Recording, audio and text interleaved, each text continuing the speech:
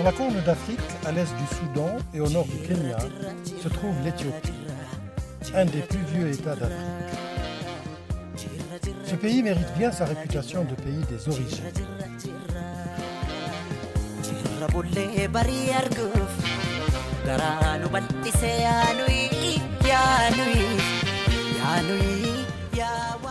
Sur cette terre, nous trouvons tout ce qui nous rattache au début de l'humanité. C'est ici que la plaque terrestre s'est déchirée il y a 20 millions d'années, séparant l'Afrique de l'Asie.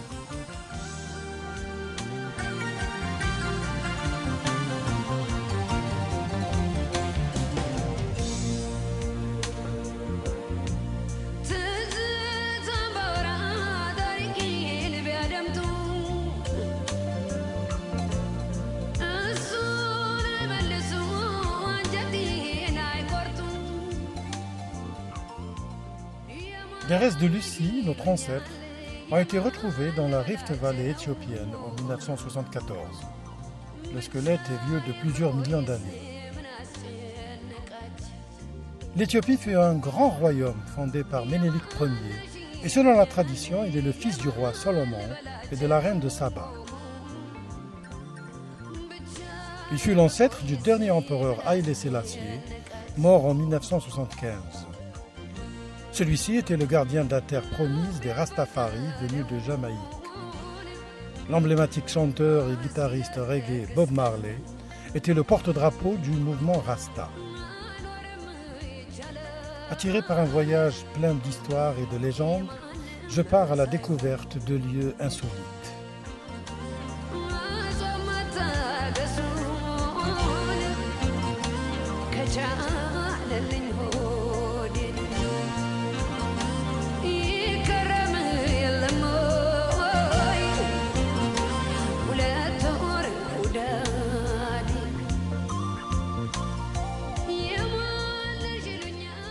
Dans l'avion, un avant-goût de l'hospitalité éthiopienne.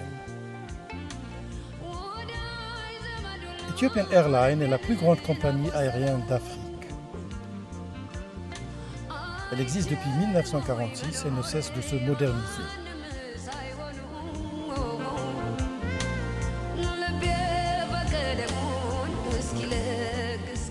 Enfin Aksum, l'ancienne capitale de l'Empire éthiopien. Vers le début de notre ère, Ménélik confie un puissant royaume qui fut le premier État africain à frapper sa propre monnaie.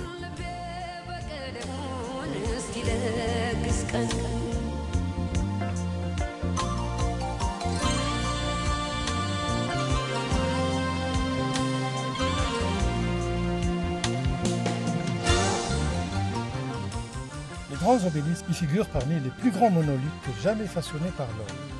Les plus grands d'entre eux mesurent environ 35 mètres de haut.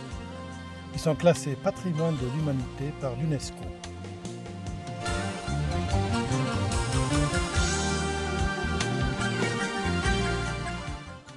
Ce marque, selon les archéologues, l'emplacement des tombeaux des souverains de ce royaume antique.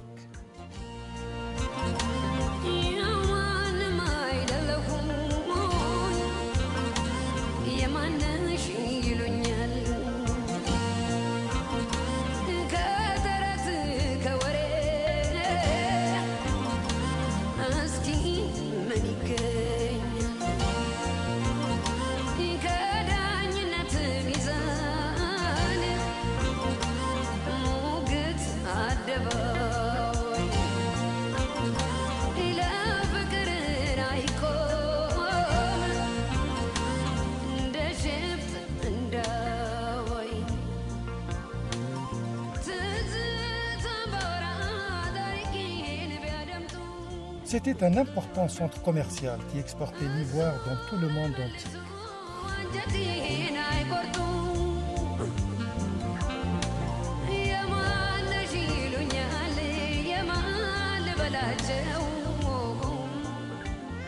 Le commerce maritime le reliait à l'Empire romain et à l'Inde. La population est atypique. C'est le résultat d'un brassage des peuples du Yémen et de la péninsule arabique venus se mêler à celle du haut plateau éthiopien.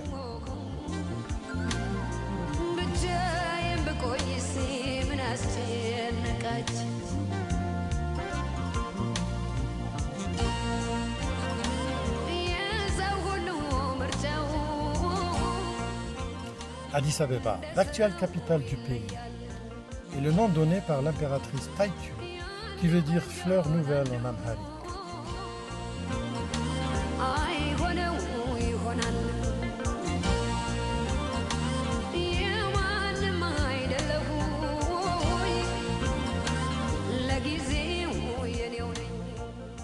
La ville fut fondée par l'empereur Ménélique II.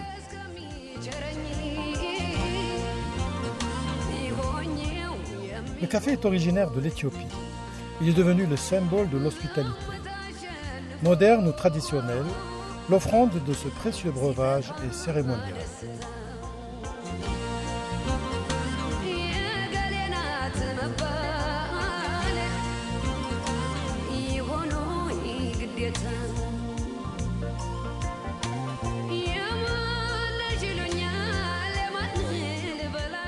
Sur la route, des marchés très colorés. Les Éthiopiens marchent beaucoup pour se rendre aux marchés avoisinants. Ils empruntent les routes avec leur bétail.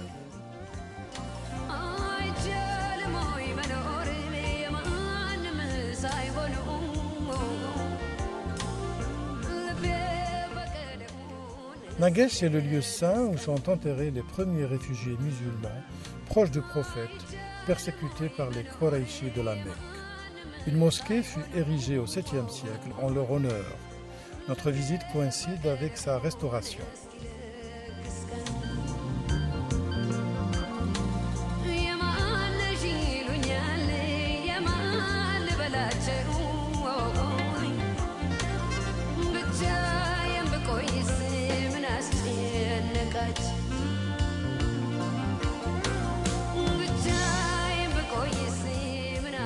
الله أكبر مسجد.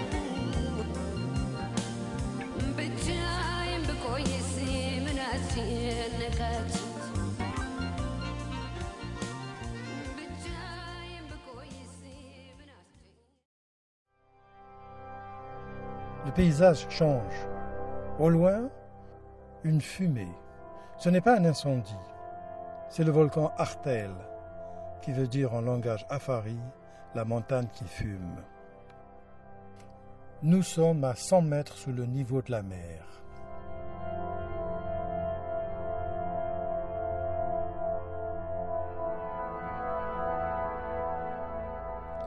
Un laborieux trekking de nuit.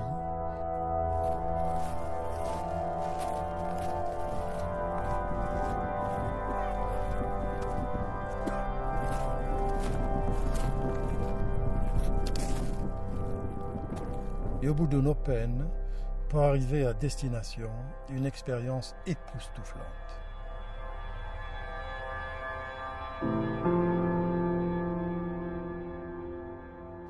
La lave est une rivière de feu.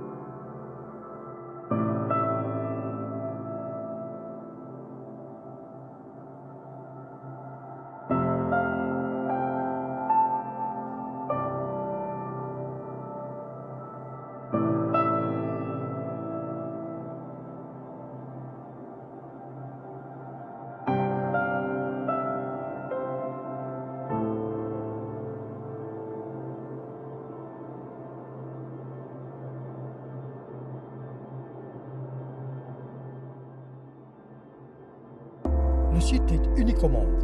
Nous sommes sur la planète Terre, dans la dépression du Danakil, à quelques kilomètres de la frontière avec l'Érythrée. Le site s'appelle Dalol, qui signifie en langue afari dissoudre ou désintégrer. C'est une blessure vive de la Terre et qui ne cicatrise pas. La chaleur du soleil, les éléments chimiques du sous-sol changent la morphologie de la surface et la transforment. Cet endroit est connu pour ses curieuses formations géologiques. Sources chaudes acides, montagnes de soufre, colonnes de sel, petits geysers gazeux, vasques d'acide isolés par des corniches de sel et de concrétion d'évaporites. Le tout sur un fond blanc, jaune, vert et rouge, ocre. C'est une immense toile multicolore.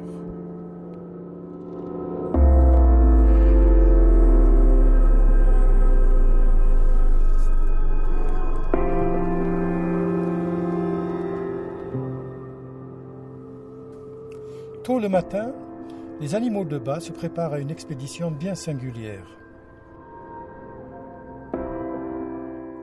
Le sel est à perte de vue. Depuis des temps ancestraux, les hommes exploitent les mines à ciel ouvert. C'est les mêmes gestes, sous le même soleil.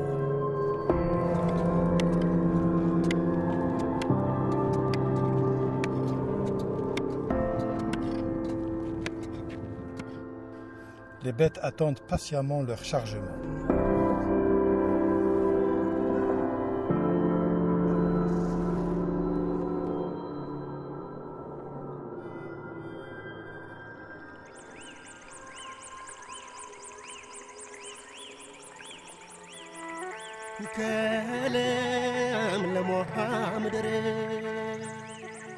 L'homme, animé d'une foi chrétienne orthodoxe, a taillé des églises dans la roche.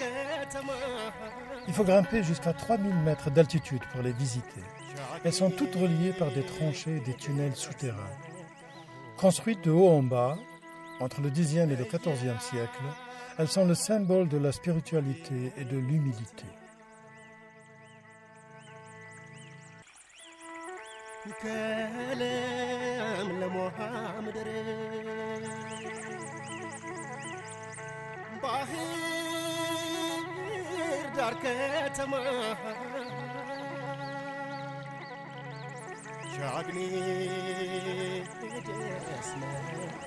À l'écart de la ville, le marché hebdomadaire du samedi est très animé. On y vend de l'artisanat, des épices, des céréales et quelques légumes secs.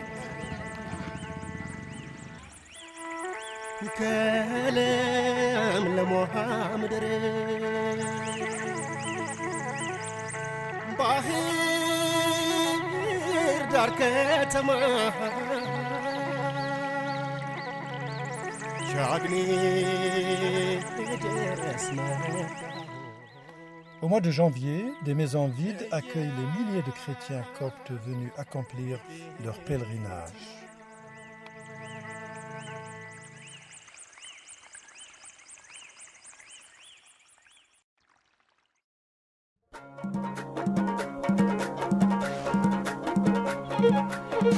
La verdure s'étale à perte de vue.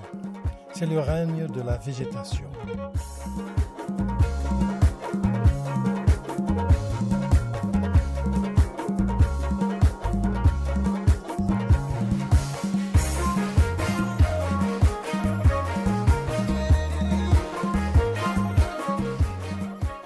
Les ruches des abeilles sont suspendues aux arbres.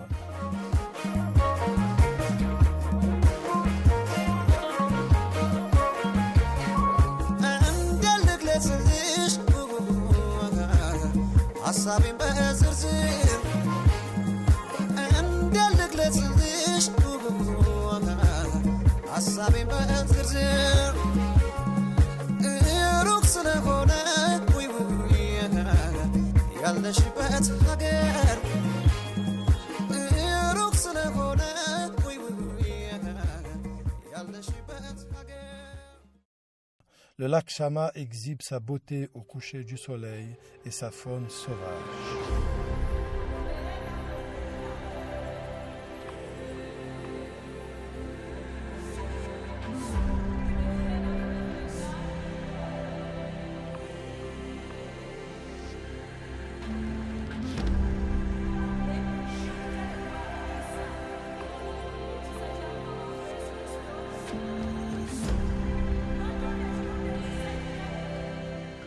Les Dorses vivent dans les montagnes à 2800 mètres d'altitude.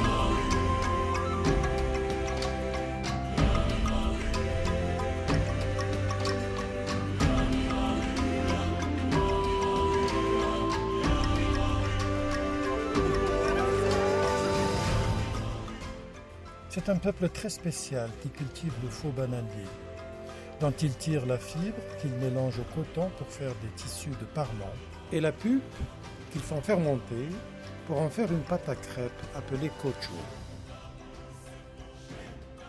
Hospitaliers attachants, les Doors n'hésitent pas à nous montrer leurs traditions et folklore.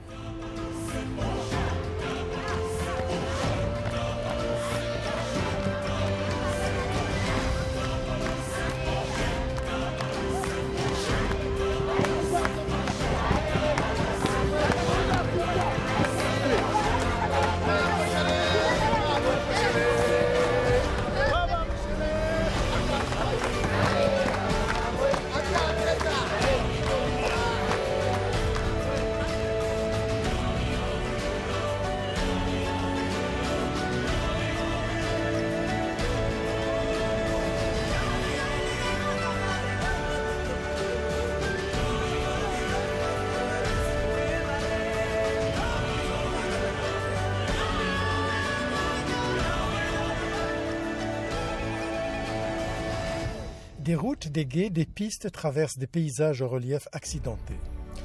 Les 2/3 des massifs montagneux d'Afrique sont en Éthiopie.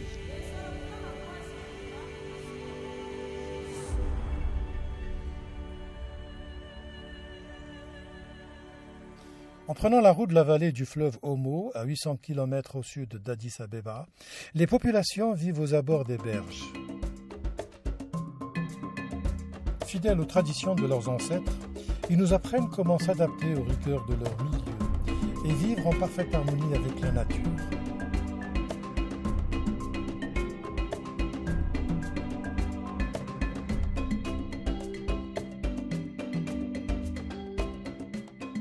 Ce sont des peuples semi-nomades, éleveurs de bovins.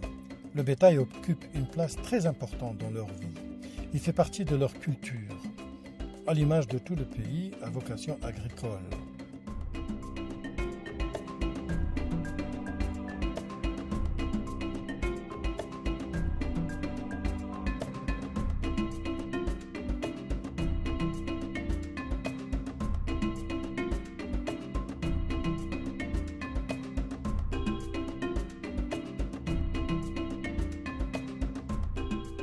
Ces lieux sont enchanteresques.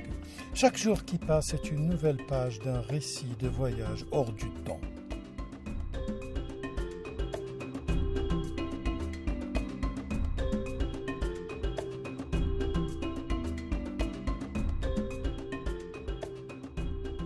Ici, le chapitre porte sur la traversée de la rivière Omo, à proximité de la frontière kenyane, pour rejoindre la tribu des Dasenetch.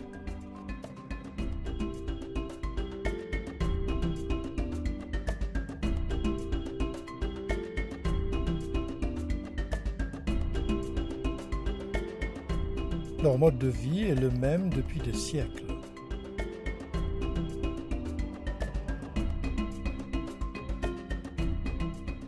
Des sourires et une danse pour accueillir le visiteur.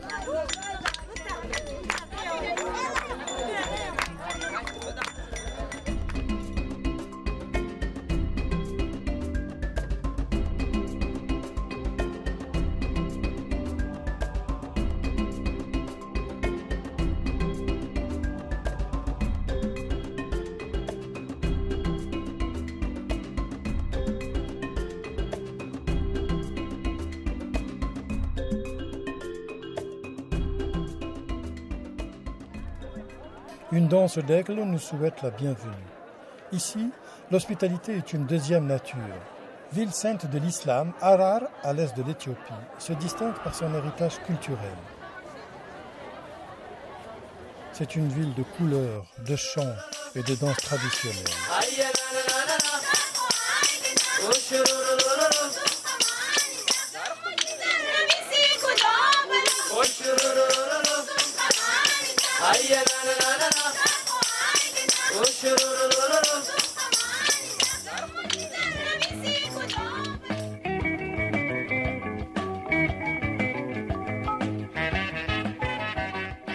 Les jeunes femmes apprennent l'artisanat harari dans ce centre de formation.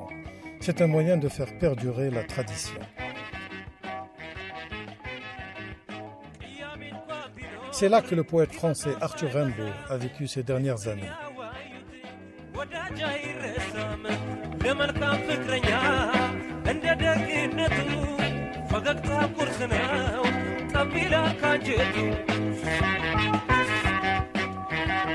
À Harar, on mange à l'ancienne. Assis par terre, on est servi sur des nappes à même le sol. À la tombée de la nuit, en dehors de la ville, les hyènes s'approchent du panier à viande que l'homme s'apprête à distribuer. C'est un rituel qui se répète tous les soirs depuis des siècles. La tradition veut que si les hyènes ne sont pas affamées, la ville ne manquera pas de nourriture.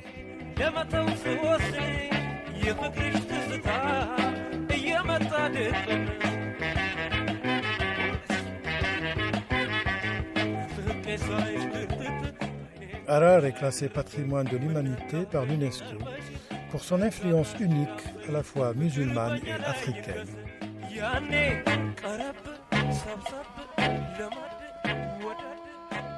Bishoftu, dernière escale de notre périple. Des images et des émotions à remplir nos yeux et nos cœurs. À proximité de la capitale, l'appel à la prière simultanée des deux religions nous rappelle la terre de tolérance qui est l'Éthiopie.